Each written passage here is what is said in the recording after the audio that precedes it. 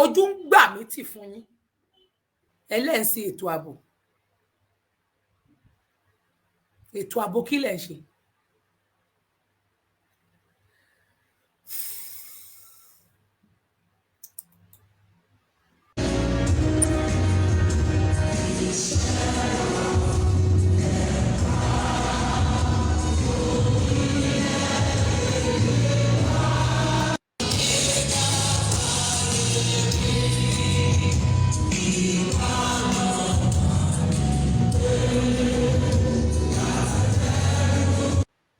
àwọn èèyàn yìí because of pé wọ́n kọrin Yorùbá inú yín dùn wọ́n ṣe conference lánàá right wọ́n ṣe conference lánàá wọ́n kóra wọn jọpọ̀ àti Ìbà Gani èmi fẹ́ challenge Ìbà Gani Adams Ààrẹ Ọ̀nà Kakanfò I want to challenge you right now and listen carefully. Ìbà Gani Adams àti gbogbo ẹ̀yin tẹ́ pera yín ní àgbà tẹ́ wà níbẹ̀ yẹn I'm calling you to listen to my voice right now. Intense, this is totally nonsense and rubbish. Yeah, I will explain to you. Ìdí tó fi jẹ́ nonsense. Ẹlẹ́ ń wá ààbò, right? Ẹ ń ṣe ààbò sí orí ilẹ̀ Yorùbá.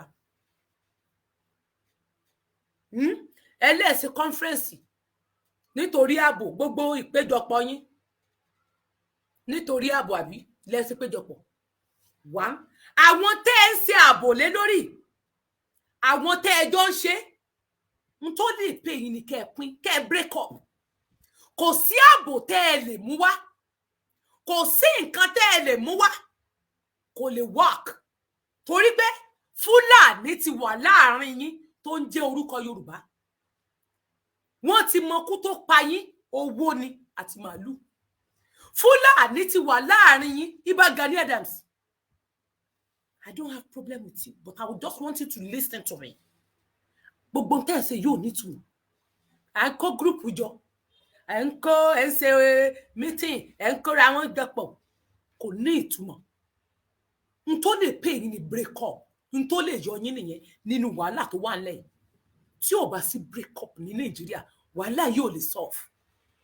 Láhàn mi ni bàtà ń ké ló tó fẹ́. Ọmọ kan ní mi ṣí ọmọ àlè. Torí pé mo mọ tí mo sọ all the time. Gbogbo wàhálà tèmi ẹ lè gbà sásán. Igbá là ń pa ẹnì kò kí pa wọn. Torí tá bá láàmú òní, ọ̀la làámú. Ẹ gbàgbé yòókù. Ẹ gbàgbé yòókù.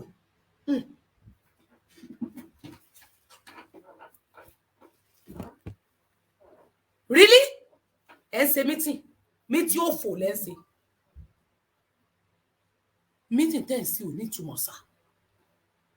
Sá, meeting yìí ò ní túmọ̀. Ẹ bá akọrin Yorùbá dọ̀túnla is nothing. Àwọn tẹ́ ẹlẹ́jọ́ ń ṣe pọ̀ yìí. Wọ́n di ọmọ Yorùbá. Fúlàní ó ń sọ èdè Yorùbá kàntàkàntà lẹ́nu wọn. Ọmọ Ìlọrin ẹ má abuse Ìbà Gani Adams. Ẹ má sọ̀rọ̀ sí Ìbà Gani Adams. Mo kàn clear nǹkan ẹ má sọ̀rọ̀ sí Ìbà Gani. Mo ń fi nǹkan clear, mo ń fi nǹkan yé wọn, mo fẹ́ clarify nǹkan láàrin yẹn. Ẹ má insult ẹ. Ẹ má insult Ìbà Gani Adams. Ìdí ni wípé àwọn tẹ́ ẹ kó pọ̀ yìí láàrin ọmọ Yorùbá Fúlàní wà ń bẹ̀ tó ń sọ Yorùbá dáadáa. Ṣebí kan ni wọ́n sọ pé ó ti fi orúkọ Yorùbá nation gba owó lẹ́nu ọjọ́ mẹ́ta yìí. Tó ń sọ ọ̀rọ̀ tó ń sọ èyí tó náà tún agitate. Kódà ó tún lọ Kútọ́nù. Lẹ́ni tẹ́mi sọ yìí ó lọ sí Kútọ́nù. Ó lọ Kútọ́nù. Tẹ́ ẹ bá rántí níjọ́ kan tí mo fi bọ́ta ń bíbà. Tí mo bọ́ta pé ẹnìkan ṣe èpè pé tá bá ti pé ẹ bá ń sọ̀rọ̀ nípa Koiki kò kan ayé yín. Àwa la máa sọ anything tó bá ṣẹlẹ̀ ń bẹ àwa ni kò kan ará àta. A jẹ́ kí Chief Sunday Igboho dé kó wá sọ pé Koiki ń ló fi òun. Má ní tá ń sọ ìlú bọ́ta. Ó ń gbé ṣépè tọmọtọmọ ni. Ó ń rọ èpè burúkú lé lórí. Ń ló múnú bí mi torí pé èmi ní ojú àánú kò sí téèyàn bá ṣe.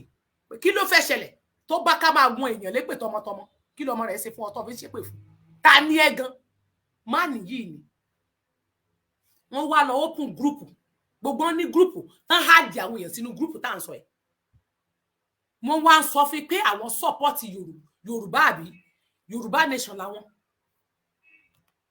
máa fi fọ́tò yẹn wọ̀nyí group wọn wọ̀nyí mi ní tí gbé àwòrán ẹ̀ wá for now mi ní tí gbé àwòrán má nìyẹn wá wọ́n máa fi àwòrán group wọn máa fi wọ̀nyí torí in case ẹ̀yin tẹ́ ẹ bá wà nínú group yẹn bóyá ẹ̀yin náà ti register so kẹ́ má wọ one chance tó bá pẹ́ ẹ̀yin náà ti register ńbẹ̀ tó bá pẹ́ ti register mò ń bọ̀ o fọ́tò rẹ̀ ni mò ń rí yes ẹ wo group yìí ẹ wo orúkọ group yìí ṣé ẹ ti rí ẹ rí báwọn ẹ ti rí orúkọ group yìí ẹ rí orúkọ group yẹn jẹ́ Oduduwa Descendants Peace Advocacy Oduduwa Descendants Peace Advocacy wọ́n wá ní human rights fighter we support government can you see ó ní so ti rí sálẹ̀ we sekini we support government ó ní ẹ ti ní nǹkan kan sí ẹ ti rí group yẹn ẹ ti rí group yẹn group tí mo sọ lélẹ̀ ṣé ẹ ti rí Oduduwa Descendants Peace Advocacy human rights fighter we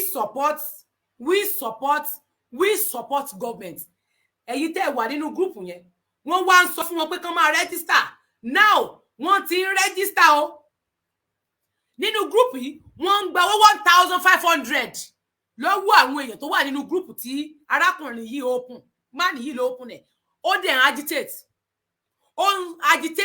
ó náà ń sọ̀rọ̀ nípa Yorùbá ni mo fi ní pé àwọn àdàmọ̀dì àwọn àfáà pásítọ̀ kankan ti wà láàrin wa àwọn àdàmọ̀dì èèyàn ti wà láàrin wa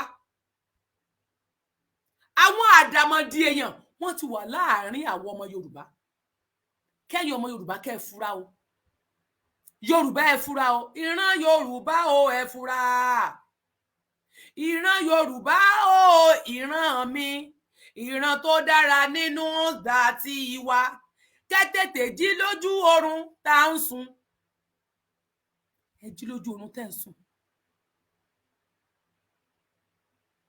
ẹ jí lójú oorun tẹ́ ń sùn wọ́n ti open o wọ́n ti open o wọ́n ti open fẹ́nìkan tó ń jẹ́ Ọmọládé Síkírù Ibrahim Eruku Kwara State phone number rẹ̀ wà ńbẹ̀ ó dẹ̀ ti say bẹ́ẹ̀ that is we support government identity card that is Oduduwa Descendants Peace Oduduwa Descendants Peace we support government ó ní identity card wọ́n ti register wọ́n support government wọ́n support government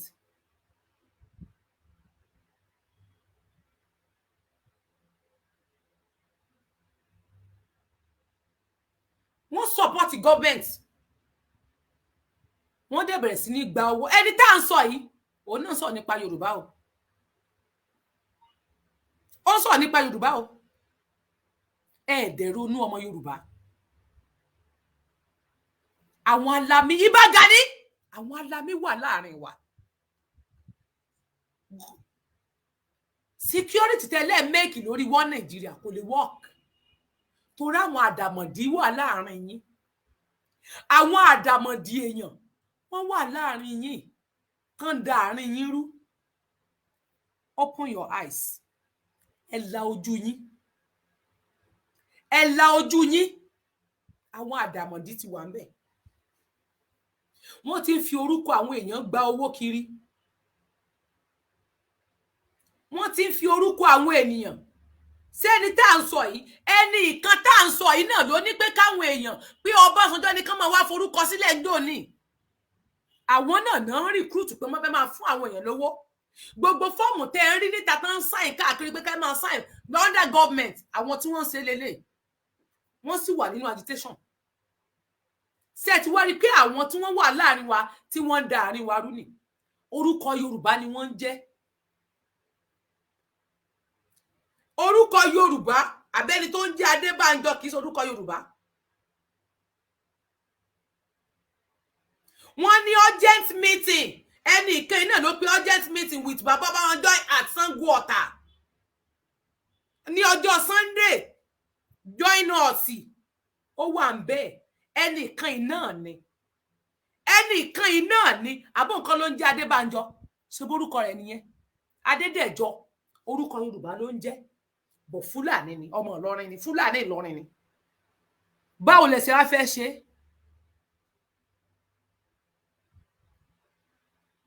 báwo lẹ ṣe wá fẹ́ ṣe Ìbà Gani àwọn èèyàn àwọn Fúlàní Nàìjíríà wà láàrin yìí ẹ mọ́ dára yín láàmú kò sí bẹ́ẹ̀ ṣe fẹ́ ṣe tó láyé wọ́n á gba ilẹ̀ yín mọ́ yín lọ́wọ́ àyàfi nǹkan kan tẹ́ ẹ lè ṣe ní kẹ́ break up kẹ́ ẹ pínpín yẹn nìkan ni ó jẹ́ kí ẹ mọ ọmọ ọkọ sí ọmọ àlè ni ó jẹ́ kẹ́ ẹ mọ ọmọ ọkọ yàtọ̀ sí ọmọ àlè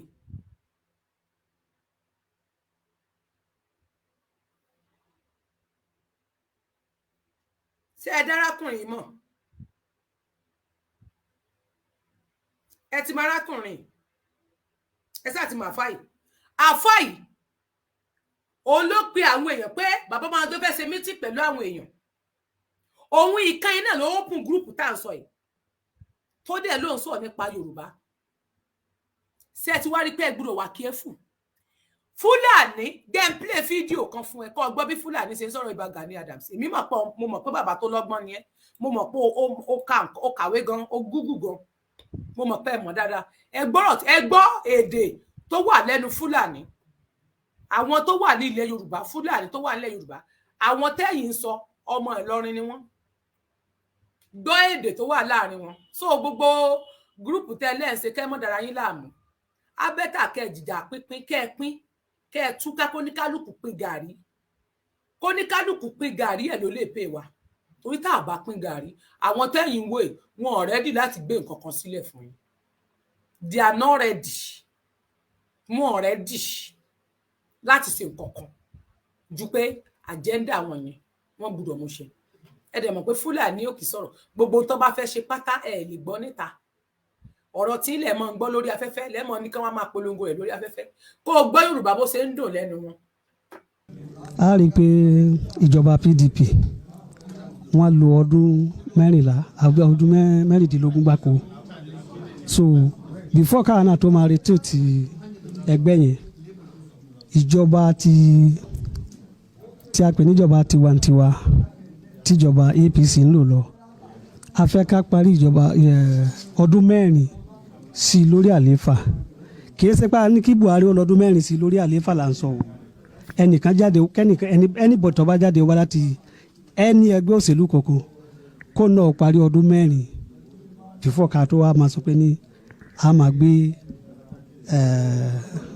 ìjọba káàkiri ẹkùn tó kù níta sọ lé lérí nìyẹn and then tá a bá wò ẹ rí i pé àwọn ìjọba ilẹ̀ Yorùbá àti ilẹ̀ Yíbò South West nìyẹn wọ́n fún àwa Fúlàní ní September 1st láti jẹ́ pé kí ni láti jẹ́ pé ká má da màálù mọ́ màálù ò gbọ́dọ̀ rìn ní títì màálù ò gbọ́dọ̀ rìn lóko a sì níbi tá a kó màálù sí adẹ̀ níbò at least a níbò 40 million vote òun la ní ẹ̀sìn lẹ́ẹ̀ fẹ́ wá ń lù tẹ́ẹ̀bà tí wàá fẹ́ wá ń lù yẹn lẹ́yìn tẹ́ẹ̀ tí fẹ́ wá ń lù yẹn 40 million votes tiwa náà àwa náà mẹni tá a gbé fún tẹ́ni tó ń fẹ́ wa níta yóò lérí nìyẹn. ṣé kò ṣe ìdáyà já ní ìbúni ní kòkò lè ilé. kò yẹ ṣe ẹ̀yin náà gbogbo yín náà lẹ ti gbọ́ tó ń ṣẹlẹ̀ wọ́n ti fún kì í ṣe tó ń ṣẹlẹ̀ ká àfiparọ́ wọ́n ní àwọn fún orílẹ̀-èdè àbí ìjọ àwọn Fúlàní darandaran àwọn fún wọn ní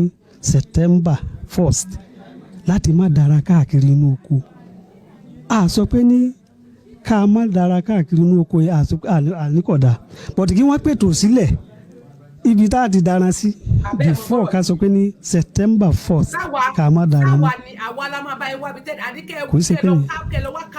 tí kò ṣe nítorí pé wọ́n ní kẹ́ má dára mọ́ lẹ̀ ṣe wá pàdé pọ̀ pé àwọn nọ́ọ̀tì o àti others o àwọn náà máa wá ẹni tí ó jù lórí ní 2023.